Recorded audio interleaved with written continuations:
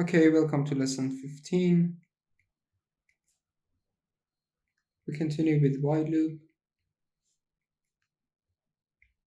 but this time we will be discussing definite and indefinite loops.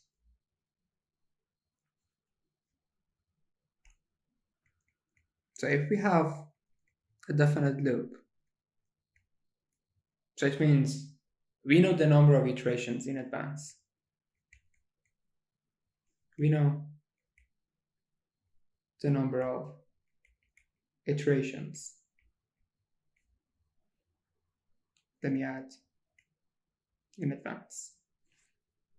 So what is the meaning of iteration? So this is basically the number of steps, or how many times we repeat an action, how many times we repeat a process. So let's say number of times we repeat an action or a set of instructions.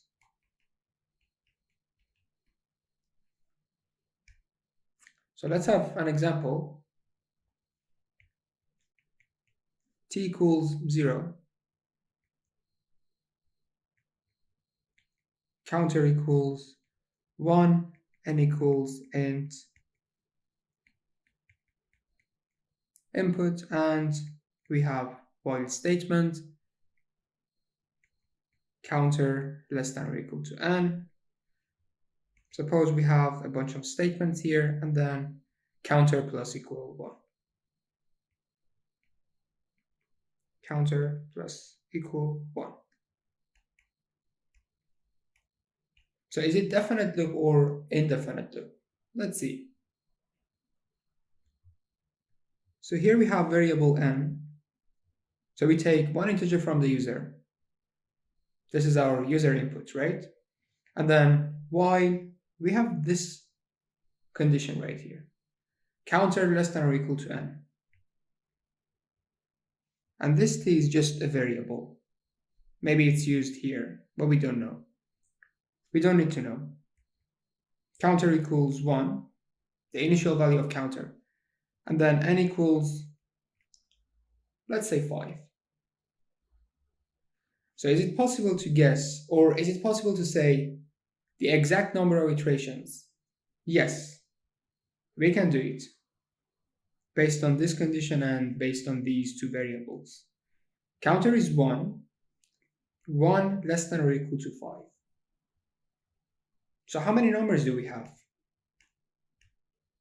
We have 1, 2, 3, 4, 5. So how many numbers do you see here? 1 number, 2 numbers, 3 numbers, 4 numbers, and 5 numbers. So we have 5 numbers here. And it doesn't matter if you start from 1 or any other number.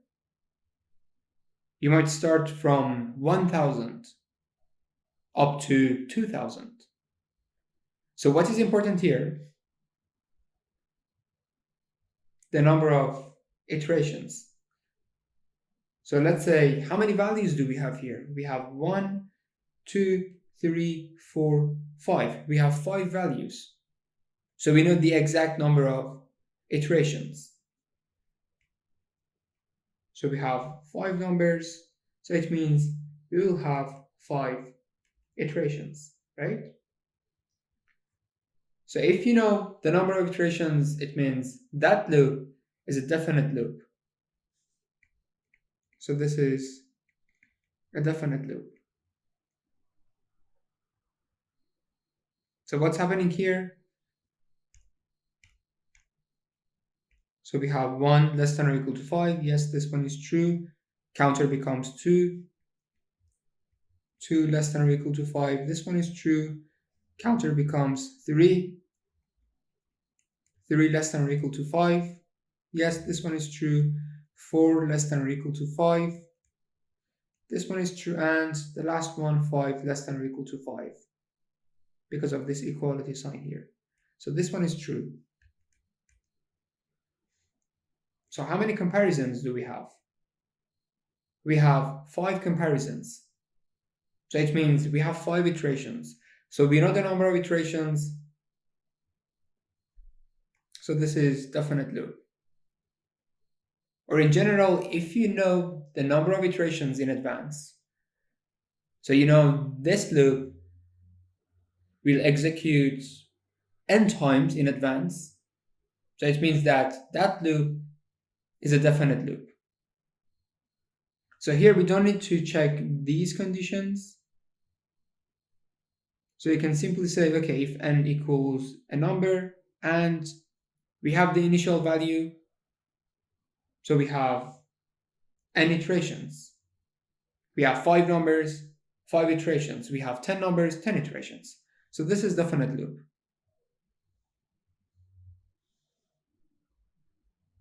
Now the opposite is indefinite loop. We don't know how many times a loop will be executed. So let's have one example about indefinite loop.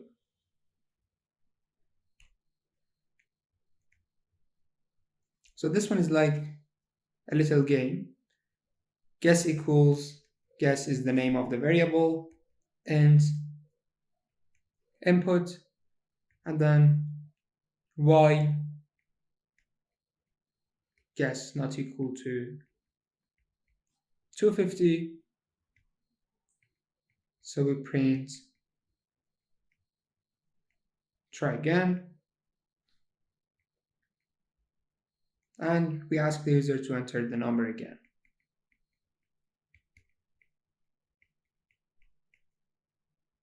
So now let's analyze this piece of code here. We have a variable guess. The user enters something. So we check if that number is not equal to 250. If this condition is true, we go inside the while loop, or we go inside the body and we execute these two. And then we go back and we check the condition again.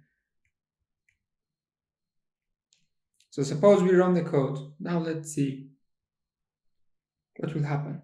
Guess equals 100. 100 not equal to 250. Is it true? Yes, this one is true. We print try again. And then the user can enter another number, another integer. So let's say 55. Look, we go back to while statement. Now we have the condition again. 55 not equal to 250. Is it true? Yes, this one is true. Now we print try again, and then guess equals and input. So this time the user guesses correctly. So you go back, while guess not equal to 250. 250 not equal to 250. Is it true? No, this one is false. So look, we have 2 conditions, 2 comparisons, and the result of these 2 is true. So how many times have we executed this one, this while loop? How many times? 2 times. So what if this number here, 250, was 1000?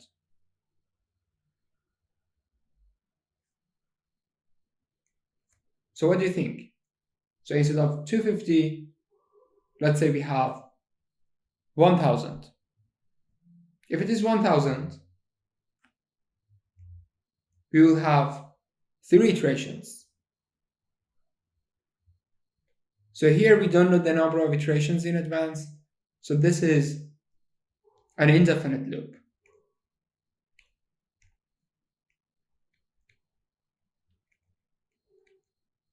indefinite loop, because you cannot determine the number of iterations. So we are not sure about the exact number of iterations. So this is why we call this indefinite loop. So we have to continue this process. We have to execute these two lines, or in general, we have to execute the while loop until this condition is false. So when this one is false, nobody knows. So basically, this is the point of indefinite loop. Now here, if you want to count the number of iterations, in this example, if you want to count the number of guesses, so you simply add a counter variable, counter equals 0, and after each execution, you can increase the value of counter. So here, we said 100, so this is true. So here counter is 1. We go back 55. Yes, this one is true. The condition is true. 55 is not equal to 250. Counter equals 2. We go back 250 not equal to 250. So this one is false. So we don't enter this part. So it means we cannot increase the value of counter. So what is the final value of counter? The final value is 2. So it means 2 iterations. Can it be another number? Yes. Again, this is the whole point of indefinite loop. You cannot say the exact number of iterations.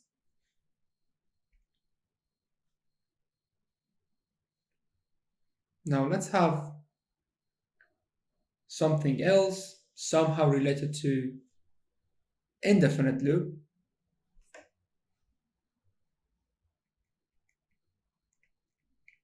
So we have boolean flag and indefinite loop. So this time you want to give the user an option if they want to terminate the loop or if they want to continue. So you give them the power to choose. So this is your user, and they have 2 options, A, B. Now let's say B means terminate and A means continue the execution of while loop or continue the while loop. So the user chooses A, which means we continue. So again, we have the same user and the same options, A, B. So the user chooses A. Okay, continue. Now we have the same user and the same 2 options, A, B. So this time, user says, no, I don't want to continue. Okay, we have to respect the user. B, so terminate. Don't have any other iterations.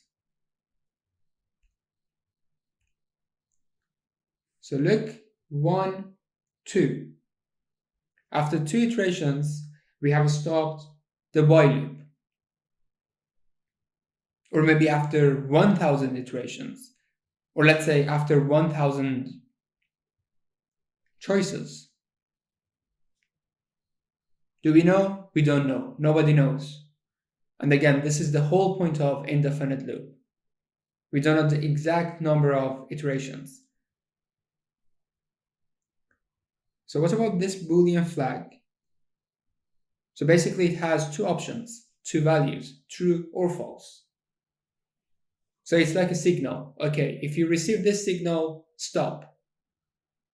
If you don't receive the signal, continue. So this is like a signal for the while loop. Now let's have an example. We say option equals lowercase y.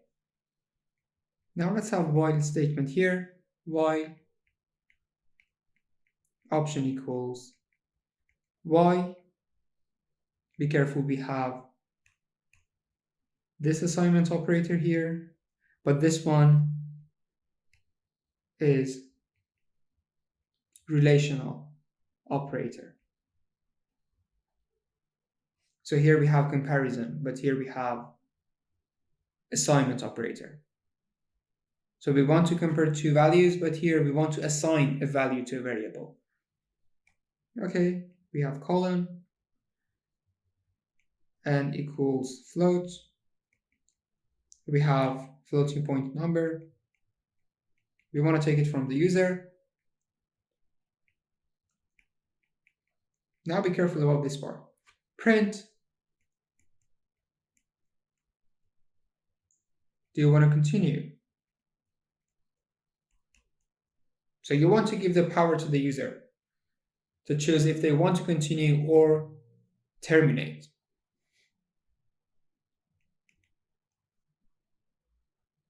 So we have two options, we have two choices. If A, continue, if B, terminate. So you have to use a condition. So you need if statement. So if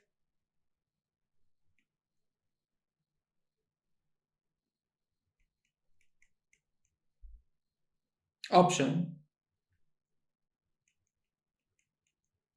not equal to y. So if option not equal to y, we have something interesting here. It's called break statement. So it means exit the loop, terminate the loop, do not continue. But here we have to add something. While option equals y, okay, y equals y. And then n equals a number, let's say n equals 2.5. Now we have this print function. Do you want to continue? I say yes, I want to continue. So I have to choose, right? So basically I have to enter something. Now here, you have to add something, right? So let me clear this part.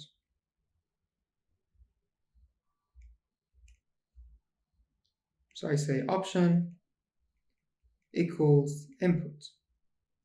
No need to write input function within any int function or any float function because we need string. So as you can see here, we have single quotes or double quotes, which means we do have string, right?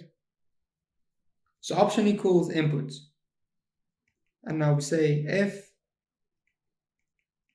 option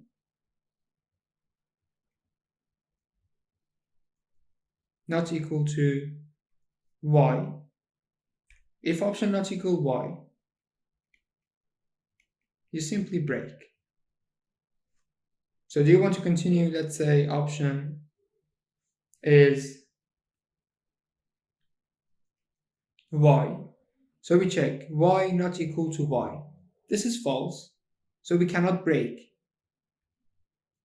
We go back and we continue. Y equals y. Yes, it is true. We take another number. But what if option is, I just write opt, option is any number, any character, let's say x.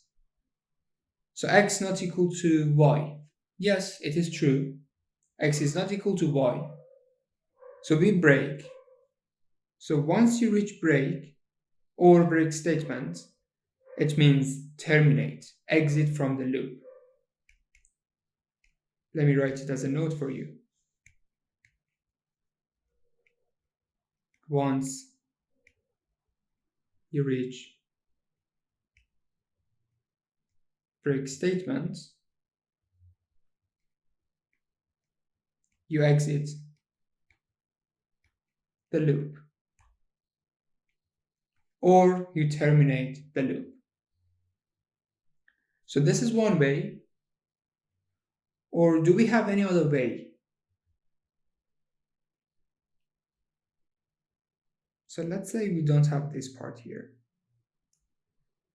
For a moment, we don't have this part here, right? Now let's start from the beginning. Option equals y, okay. Let me remove these. Opt equals y. So y equals y. Yes, this one is true. Now let's have a number, 2.5. Is it true? Not true. We have 2.5. Then print, do you want to continue? Now we have option. So basically we want to overwrite the value of option. So let's say the user enters n. So if this one is n, and suppose we don't have the part inside green rectangle. So we go back here, we go back to while statement. N equals y. Is it true? It is not true. N is not equal to y. So this condition is false. So what does it mean? So if the condition is false, if this condition is false, you cannot enter the body of while loop. So this part here, the green rectangle, is somehow extra. But for more information, you can have this one. Or let's say you can learn how to use break, how to use conditionals inside while loop. And the last note, we have to have indentation. So never ever forget to have indentation, because indentation is the part of the syntax and you have to follow the rules and the syntax of Python. So we are done with while loop. And with this lesson, so let's finish the lesson here. As usual, take care and bye bye.